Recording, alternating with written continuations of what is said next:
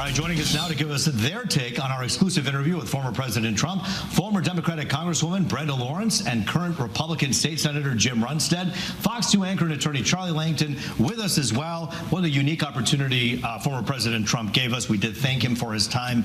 This all came about because his campaign called us and said that he would like to do an interview with me just a few days ago. And so here we are with the first segment, which is interesting because he's talking all about Michigan, specifically about unions. I asked him about all the unionization and the interest that's happening in the South with Volkswagen workers saying they want a piece of this.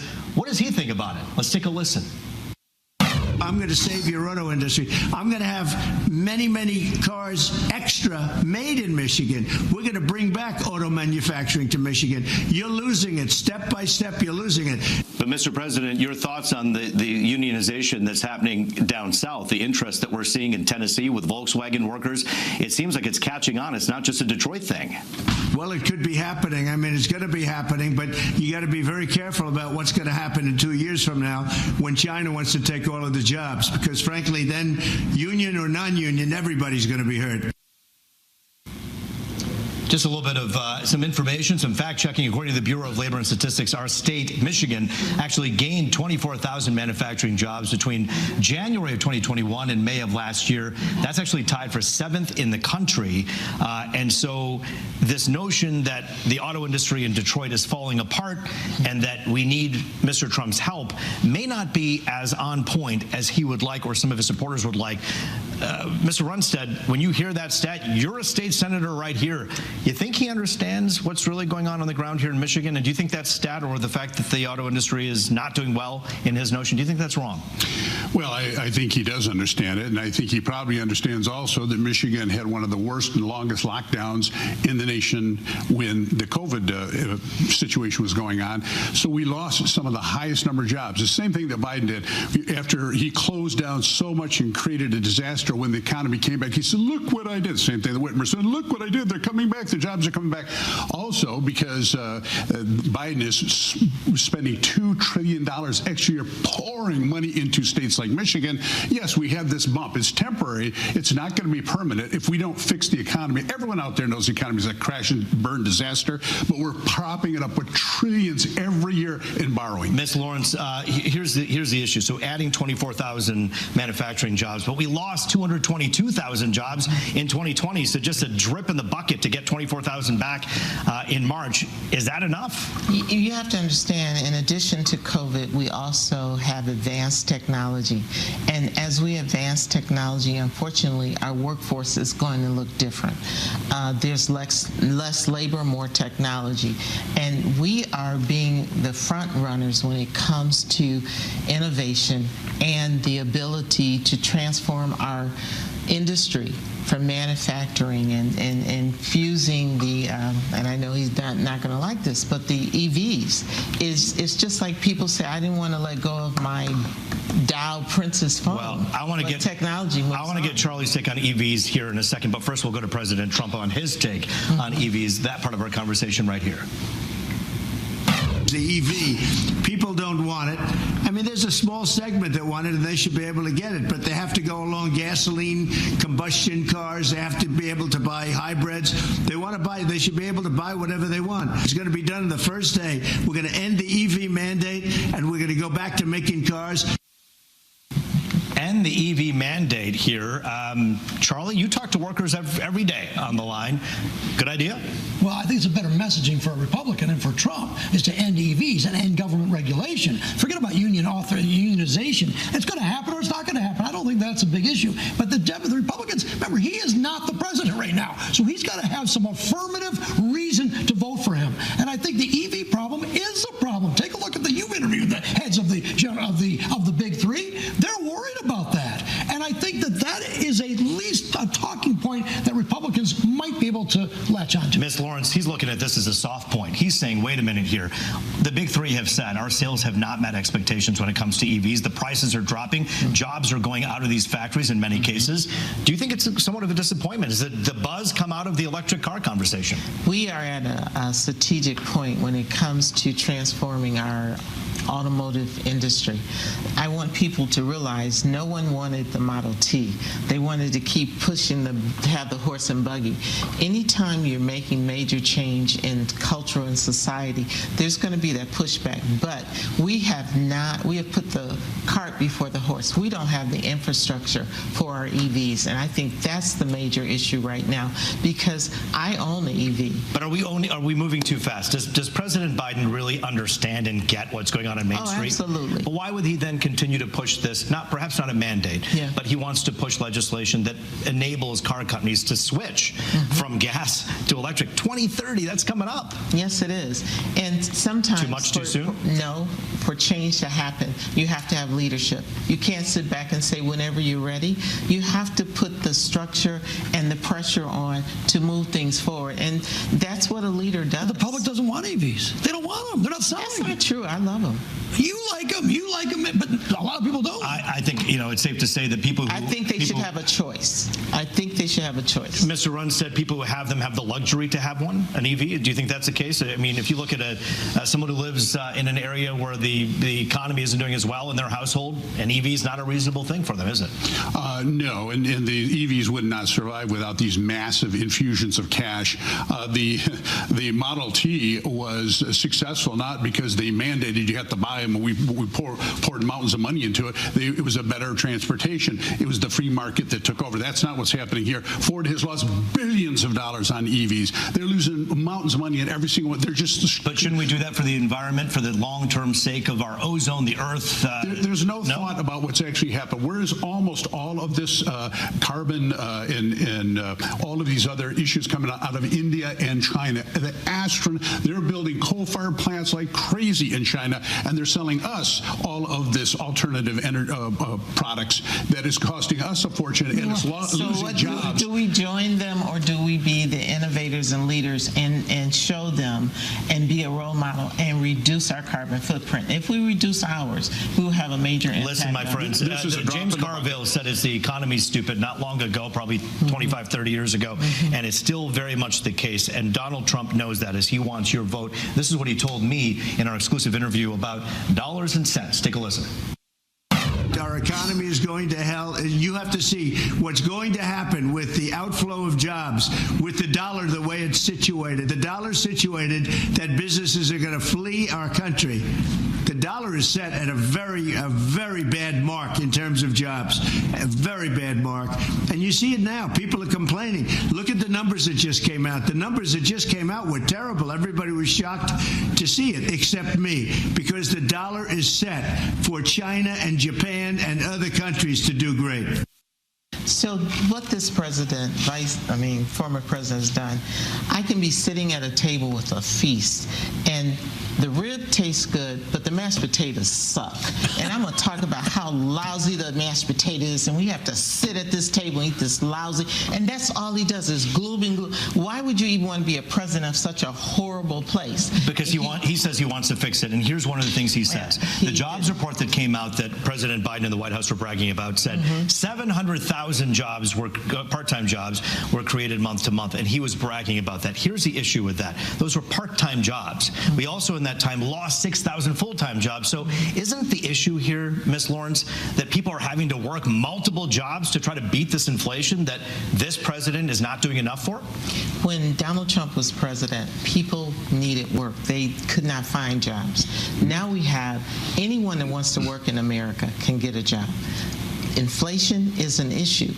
But as we talk about the creation of jobs and what moves our economy forward is the ability to work. I know young people, when President Trump was there, couldn't get a job if they wanted it. If you're in college now and graduating, you can find a job.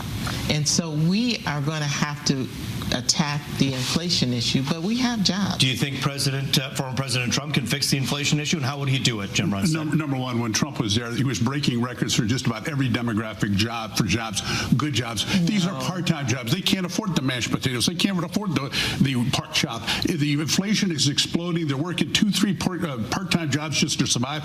The reason that people are just raging angry out there is they can see what's happening. This is a terrible economy. They're paying through the nose on all this inflation, and the government keeps spending. And who gets that money? Big corporations, warmongers, big war companies are getting that. And the people could see. They could say, we're not getting this money. This $2 trillion a year is going do you think former President Trump and his business acumen, did he do anything good during the time he was in office, would you say?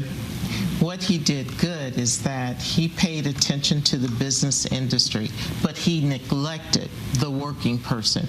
The people who made money and had advantages was corporate America. He invested, he did that well, and the people who created jobs were making profits, and the little guy, part-time, low-paying jobs. In some kind of way, we have amnesia. 30 seconds left before we go to break. Charlie, marching alongside the UAW workers, President Biden, did he end up gaining more votes because of that, or can people see through that as a campaign tactic? No, I think he did gain votes. I think the UAW is, listen, if I'm running for president, I want the UAW support as well. I look at this, though, as can the people today buy the cars that they're making, and number two, can they buy the house that they want to live in? So interest rates for me are a big deal, and buying cars to me are a big deal. Can they do it? Not sure. We have a lot more coming up here with our exclusive interview with former President Donald Trump, talking only to Fox 2. After the break, we're talking about a claim that actually has gone viral that he talked about when it comes to Venezuela and the crime rate. Let It Rip rolls on right after this. Back now, Let It Rip, breaking down our exclusive interview with former President Donald Trump. You know, former Democratic Congresswoman Brenda Lawrence is with us right now, as is Republican State Senator Jim Runestad, and of course Charlie Langton here as well. This one has gotten a lot of buzz. It's a soundbite that's gone viral in the last few days, all because of what the former president told me when it comes to border issues in Venezuela. Take a look. One stat before we go. Venezuela was very crime-ridden. They announced the other day 72% reduction in crime in the last year. You know why?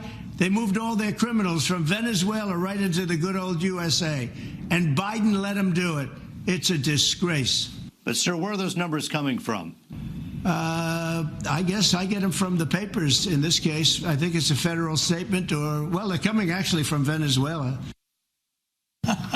All right, so that soundbite obviously has made its rounds across many circles. I want to go right to a supporter of former President Trump, Jim Runestad. He just said the papers and then said Venezuela. We didn't have time to follow up with what he meant by that, but I did tell him we'll check on that, and we did. And the crime rate, according to the Interior Ministry in Venezuela, the crime rate has fallen by about 25% at some approximations, and the reason is because they've consolidated crime, and they also have done some other measures. It has nothing to do with migration. Either way, what are your thoughts on the numbers that former President Trump just kind of puts out there at rallies and expects people to believe? Well, the number you're relying on Venezuela's information. I don't know if that's accurate. I don't know if it is 78%. I did read a similar thing. If I had known, I would be here to cite where I had read. Senator Runestad, he said that I got them from Venezuela. So he himself falsely is saying that he got the numbers from Venezuela when in fact those were not even the right numbers from Venezuela. Or the newspaper. So let's assume it's a 23% decline. We're taking in millions and millions of people of which we know nothing. He's flying them in planes. And the Mariel boat lift, I'm sure you're not old enough to remember that, but the rest of us are. Cuba unloaded their entire prisons onto boats and sent them to the United States. Do we know that's happening in countries all around the world? We don't. If I was a smart Banana Republic leader, I'd say load all our prisoners up, send them to the southern border, get them to the United States. We're not going to pay for it. It makes sense to do that. Thanks to libraries at Michigan State University in my history classes, I do know what you're talking about. I think here we are watching history perhaps in some ways repeat themselves according to who. But go ahead, we need to pay attention. This issue of immigration was not fixed under President Trump's administration. It's not fixed now, and we have a responsibility to fix it. For some reason, the issue of the immigration courts and setting up walls did not do it. He attempted to do it. He lied and said Mexico was going to pay for it. It didn't happen. So instead of calling the kettle black, give me a plan. Donald Trump, what is your plan to fix immigration? Because doggone it, this country must fix this issue. But before we ask that question, what about he already had the plan? We had the lowest immigration under Trump ever. He had the stay in Mexico plan. You couldn't come in here, and they rubber stamped you. Charlie, Brenda, Jim, I want to ask a question to the former Congresswoman here.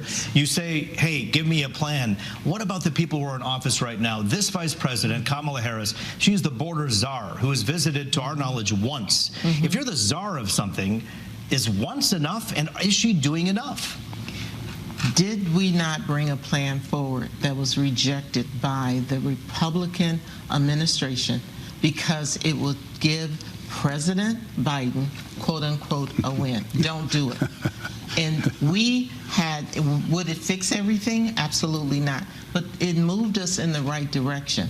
We have politicized everything. What about executive action, though? Should this president, if it's a crisis with fentanyl coming across the border, and by the way, there are innocent families coming across the border as well. It's not all fentanyl, but is this president doing enough with his executive orders to do something to try to fix this, in your mind? This president has used the, well, let's fix it. Executive order is just a Band-Aid. Yeah, but Brenda's right. But Brenda said that when President Trump was president, he could have had executive orders to do something too. He kept them in Mexico. They remain in Mexico. This is a problem that has been going on for a long, long time. Charlie, the numbers were a fraction of what they are now. A tiny fraction. It's a problem. Do you think that it's the number one issue in America because Biden's doing a great job, or it was because Trump did a bad job? The reason it's the number one issue in America is because I don't know what that bill. Let me quickly address that bill. That joke of a bill that was put together with the Democrats and a few big corporate Republicans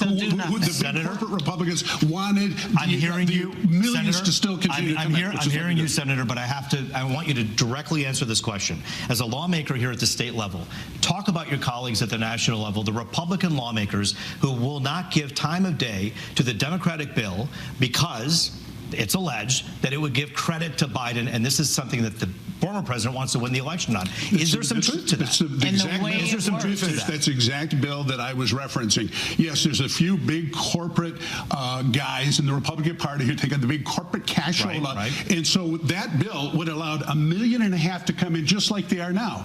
1.5 million, and after 5 years of parole, they would have become citizens and vote. Of course, the Democrats are going to say we're going to have 10 to 15 million new voters coming in. Yeah, that's why we're against it. We have to talk about Israel and the situation that's going on over one there. One thing I just want to say. Real quickly, go ahead. If you do not do your job, amend the bill, doggone it, it had some good things in it, then do your job, Republicans, and say this amendment, this has to happen. But collectively, we are on both different sides. You got a fractured. You have to see clearly that you have a fractured Republican Party helping run this country in Congress, and there are problems, but there are also Democrats that need to work and reach their arm across the aisle. When it comes to Israel, listen, I got to tell you, this former president ominously talked a little bit about where he thinks things stand when it comes to hostages. And no one, whether you are a Republican or a Democrat, wants to hear this kind of a prediction, but the former president has this to say about where things stand out in the Mideast. Take a listen. Well, it wouldn't have happened. And, you know, it's such a big statement because Ukraine, Russia would have not happened. There was no way Putin was going in if I was president. And likewise, Iran would not have. They had no money. Iran was broke with me. I said, anybody buys from Iran, no oil from Iran. If you buy from Iran, you can't do business in the United States. They went flat out broke. They had no money. Now they have $250 billion. They're a rich country. But, sir, you say that this wouldn't have happened under your clock with Israel, and I understand what you're saying, but what if you were president right now, or if you get to become president again, what would you do to stop this conflict, and what would you tell Netanyahu? You got to finish it off fast, you got to get it done, and then you got to have peace. And we'll make peace fast. But you got to get your work done, and you got to have peace. You know, that October 7th was terrible. Nobody's ever seen anything like it, actually. And you got to finish it. All right, former Congresswoman Brenda Lawrence, you were sitting in those hallowed chambers when this president was in office. Yes. You know on the record for a fact that we were at peace when this president was president. He shook hands with people who were dictators in order to try to maintain some peace. He choked Iran of all of its money so that they couldn't continue to produce these weapons. He did a good job, would you say? at keeping peace while he was in office? Thank God we had peace, because he was destroying NATO. And as we see now, as different factions of this world are going and clashing, we are relying more and more on NATO. That's the building of relationships that if you bomb me, I will have, you will have my back. And his method was United States by ourselves. We don't need anyone, and that's not sustainable. But he reached across the aisle with, as you know, Kim Jong-un and others. He got a lot of criticism for doing that, talking to North Korean leader. Is that something that surprised you when he was able to do that? Yes, because I wanted to know what they were talking about. He did not disclose that. Now, he talks to Saudi Arabia, which is a very delicate mix in the Middle East. I'm very glad that's happening. He talks to Netanyahu, and right now we're clearly on opposite sides. He's not sitting in his room closing the door saying, you don't agree with me, I'm not talking to you. So President Biden is doing the diplomatic work that we need to happen to maintain some form of NATO. Senator Runestad, you do hear all candidates, including Biden, by the way. We've heard him in speaking generalities. But does this former President Trump, does he talk too much in abstract and talk about hopes without giving us a plan? What do you think his plan is to tell Netanyahu, we got to put an end to this? What does that mean? You know, when he was running, all I heard from the corporate media was, this guy is going to bomb, he's going to unleash bombs, he's going to have the whole world melting down in wars all over the place. It was complete, absolute lies. And did he spell out exactly what he was going to do? He just talked in general terms. But did he destroy NATO? No, he said, NATO, you're not paying. You're going to be paying. And I support that 100%. I think the American people say, why aren't you paying? Why are we spending $2 trillion, borrowing $2 trillion to give money to NATO, and they're not paying their own bills? This election, Charlie, I want to get your take on this after we hear from the former president. Abortion. We know the border and abortion and the pocketbook. 3 issues this election will be decided on. Here's what former President Trump told me about abortion. I think the abortion issue should be largely taken off the table because the individual states are doing what they're doing. And so far, the votes are tending to be somewhat on the liberal side, as you've noticed. But, sir, in 2016, you really kind of ran your campaign talking about abortion in one way, in a more restrictive manner. In 1999, when you were a businessman, you said that you were pro-choice and you think it's up to a woman. It changed in 2016, and then again, it seems like it's flipping a little bit again. Give people an idea as to what's going on. Are you following your convictions or following the polls? No, I'm following my convictions, and what we're doing is with states' rights, I also follow the law. And when you got it into the states, it's states' rights, it's the state will decide. Do voters care that he changed his view from 99 to 2016 again now, Charlie? Well, I think they do, but this is a very Democratic issue, and I think the Democrats are going to very strategically put the abortion topic on the table. Listen, abortion is very restrictive, and look what happened last time. People will vote. Listen, the Supreme Court said it's up to the state, so there's going to be little arguments on every single state. That's not necessarily right. Congress should probably act and say, listen, bring back Roe versus Wade, but until that happens, and it's not happening now, this is a big campaign issue. I'm going to have to go to you for another issue because I'm going to end with the lady at the table here, the woman. Tell me what your thoughts are. This is watching Donald Trump and what he's done. He loaded the Supreme Court so that he could get rid of Roe versus Wade. He has repeatedly, when he was campaigning before, saying, you know, we're going to take away abortions, and he was siding that, you know, pumping his chest. Now that he thinks he can get some of that middle of the road vote, he's flipping again. You know, who am I going to believe? You or my Isn't it misleading, though, isn't it misleading for the Democrats and the PACs to put out ads saying that Donald Trump will federally ban abortion when he clearly just told us here that it's up to the states? Isn't that misleading?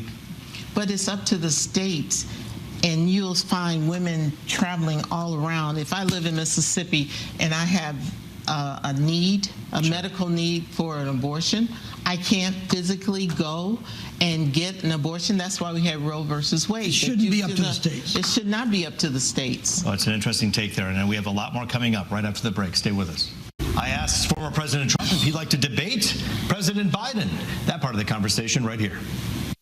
You've challenged him to a debate on the courthouse steps out there. I want to ask you, if you love Michigan so much, you love Detroit so much, would you come here if we had the president here? Would you do a debate on a statewide television debate here in Michigan? Sure. If you can get him, I'm there. I'll go anywhere he wants to go. I don't think he's going to be so easy to go. I watched him. He can't put 2 sentences together, this guy.